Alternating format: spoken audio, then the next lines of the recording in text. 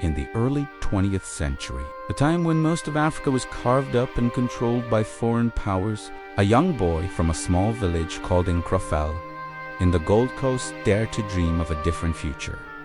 His name was Kwame. Growing up, Nkrumah saw firsthand the injustices and limitations forced upon his people by colonial rule. A fire began to burn inside him, a powerful conviction that Africa's destiny should not be decided by outsiders, but by Africans themselves.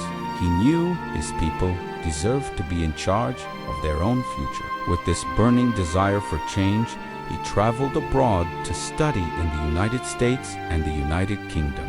These years were not just about academic learning. They were about sharpening his vision and strategy. When Nkrumah returned home, he carried with him a clear and unwavering mission: to liberate his people from colonial chains. He quickly became the charismatic leader of the Convention People's Party. His message was simple, direct, and incredibly powerful. Self-government now. This call to action resonated deeply with the people. He rallied thousands, igniting a nationwide movement with his courage, an unshakable belief in freedom. The streets filled with protests and marches.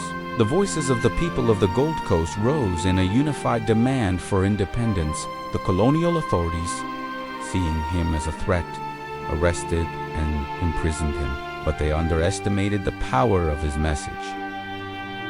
Even from behind bars, Nkrumah's popularity soared. His spirit could not be contained. When elections were held, the people spoke loud and clear. They voted overwhelmingly for Nkrumah and his party, sending a clear message that no prison walls could crush the will of a united nation determined to be free. Then came the historic day, March 6, 1957. Standing before a cheering crowd and the eyes of the world, Kwame Nkrumah proudly declared Ghana's independence. This was a monumental moment, as Ghana became the first sub-Saharan African nation to break the shackles of colonialism.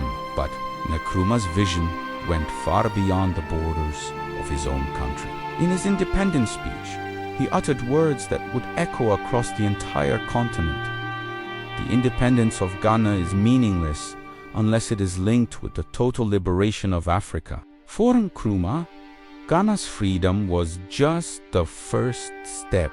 He became a tireless champion for African unity, promoting the idea of Pan-African, a dream of a strong, unified continent where all African nations would stand together as one. He worked relentlessly to build this future, inspiring leaders and movements across Africa. His leadership certainly faced its share of challenges, and he was eventually overthrown in a coup. However, the legacy of his dream remains unshakable and more relevant than ever. Kwame Nkrumah lit a flame of freedom that spread like wildfire, inspiring liberation movements from the north to the south and from the east to the west of the continent. Today, he is remembered not just as a Ghanaian hero, but as a towering figure of African freedom. He is the man who proved that with courage, a clear vision, and unwavering unity, a people can truly change their destiny.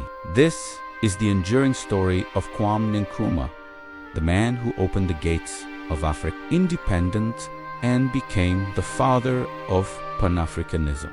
If you were inspired by this story, make sure to subscribe and hit that notification bell for more stories of incredible leaders who changed our world. Thanks for watching.